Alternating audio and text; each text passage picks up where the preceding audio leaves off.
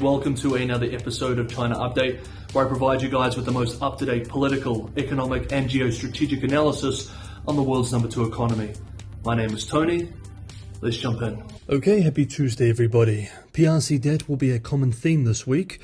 New official numbers demonstrate that, according to Beijing itself, the Chinese economy's debt ratio has reached a record high as of Q1 this year. US financial media outlet Bloomberg calculates, based on the official data, that the macro leverage ratio, or total debt as a percentage of gross domestic product, quote, soared to 279.7% in the first quarter, end quote, an increase of 7.7 percentage points quarter on quarter, the biggest quarterly jump in 3 years. Though we here on China Update anticipated a big official debt to GDP ratio increase, the jump, that is the size of the jump, remained curious. After all, commentators had argued that after the end of zero COVID, the rebound in consumption from household savings should slow the relative debt rate increase. This obviously has not happened. Also, we note that the data doesn't include bank loans to local government financing vehicles,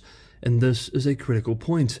Local government financing vehicle bonds have been popular among investors because they are deemed to carry implicit guarantees that the local government backing them will step in to make repayments should the vehicle default. Local governments go to great lengths to prevent local government financing vehicle defaults, as they are concerned that non-payment will hurt their own creditworthiness and make it more expensive for them to issue their own bonds. As we discussed yesterday, the IMF estimates that local government financing vehicle debt is likely already approximately 56 trillion yuan, $8 trillion US dollars, and they expect this to surge to 100 trillion yuan, $14.4 trillion US dollars, by 2027. Yesterday we discussed local government hidden debt, currently a hot topic in financial circles and policy circles in China.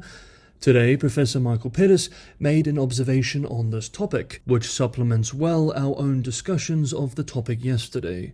Quote, if local governments walk away from local government financing vehicles, that simply throws the burden of loss onto the local banks who lent money to the local government financing vehicles. And these will have to be bailed out anyway by direct or indirect transfers.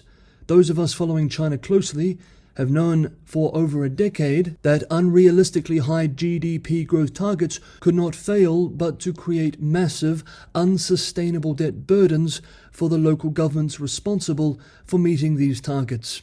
It was only a question of time before this process had to be addressed and the associated debt burden resolved. End quote. Next up, on Saturday, People's Republic of China Foreign Minister Qin Gang attended the 5th China-Afghanistan-Pakistan Foreign Ministers' Dialogue, where he had talks with the ruling Taliban to bring Afghanistan into the Belt and Road Initiative.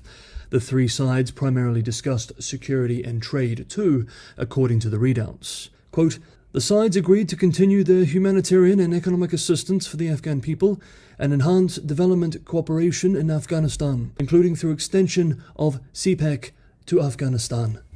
End quote. Beijing has already invested tens of billions of dollars in Pakistan through the China-Pakistan Economic Corridor.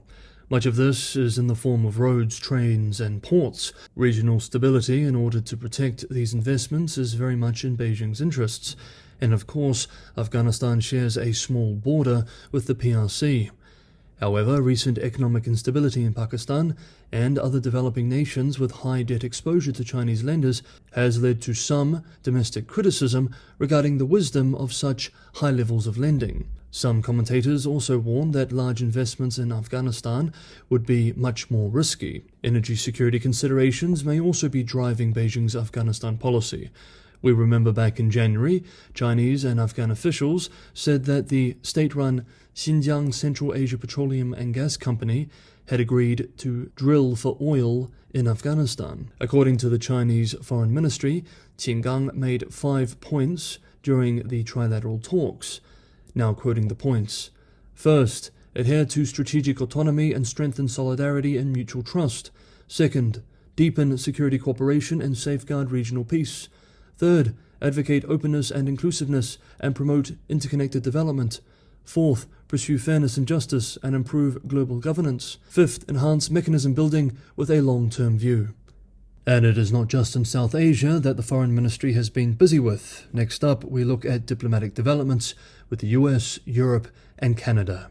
Hey guys, if you enjoyed today's episode of China Update, don't forget to hit that like button. It's just me making these episodes every day. It's a lot of work, but your guys' support is a huge source of motivation.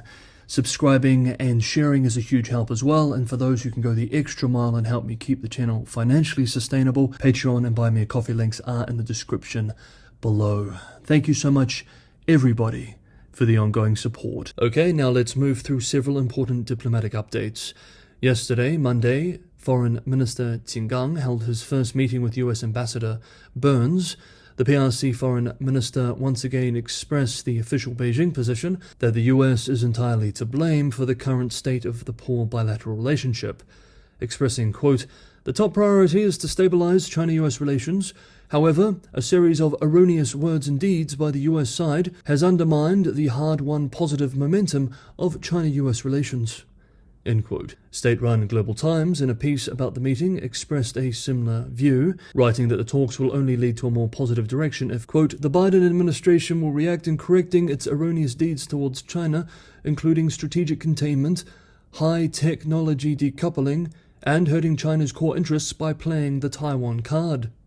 End quote. In a tweet after the meeting, US Ambassador Burns said, quote, "We discussed challenges in the US-China relationship and the necessity of stabilizing ties and expanding high-level communication."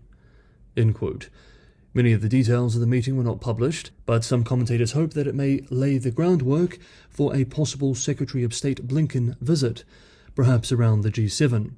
Quote, "The US side should insist Blinken go before John Kerry, if either are going to go. Beijing wants Kerry because he is an old friend with a direct relationship with Biden. The Biden administration would be making a mistake if it lets the PRC side dictate whom Biden can send. Blinken is the top diplomat. He should go first, before any other cabinet members, if the PRC side really is willing to talk." End quote. Meanwhile, Foreign Minister Qin Gang is also travelling to Europe this week to visit counterparts in France, Germany, and Norway. Of course, Ukraine will likely be top of the agenda, but the foreign minister will likely also need to deal with the remaining fallout from PRC ambassador to France, Liu Shaye's recent comments questioning the sovereignty of post-Soviet states. Comments, we remember, Beijing had to firmly walk back. Regarding Ukraine, some commentators are warning Europeans to manage expectations. Quote, "I believe the excitement has less to do with a Chinese change of heart and more a function of the Europeans' wish to have justification for keeping business as usual with Beijing." End quote. Perhaps the wishful thinking is mutual too. State-run Xinhua writes today, quote, "These ongoing official visits show China and the EU are embracing a full resumption of exchange. Things are returning to normal." End quote. And finally, yesterday, Monday, Canada announced that it has expelled the PRC diplomat who allegedly threatened the family members of MP Michael Chong, the details of which we discussed in Saturday's video. In the official announcement, the Canadian Minister of Foreign Affairs expressed, quote, "Canada has decided to declare persona non grata Mr. Zhao Wei. I have been clear. We will not tolerate any form of foreign interference in our internal affairs. Diplomats in Canada have been warned that if they engage in this type of behavior, they will be sent home. We remain firm in our resolve that defending our democracy is of the utmost importance." End quote. Soon after the announcement, the Chinese embassy in Canada said in a statement, quote, "China strongly condemns and firmly opposes this. China will resolutely take countermeasures, and Canada will bear all the consequences arising therefrom." End quote. Canadian media outlet The Globe and Mail, likely with fresh memories of the Meng and Two Michaels arrests episode in mind, writes today, quote, "Canadian businesses and farmers are once again steeling themselves for retaliation from China as Beijing seeks to punish Canada for this move." End quote. Another Canada-based China analyst simply tweeted after the news, quote, "Expect a furious reaction." End quote. Okay, that is today's episode of China Update. Thank you so much everybody for watching. Have a lovely Tuesday wherever you are, and I will see you all tomorrow.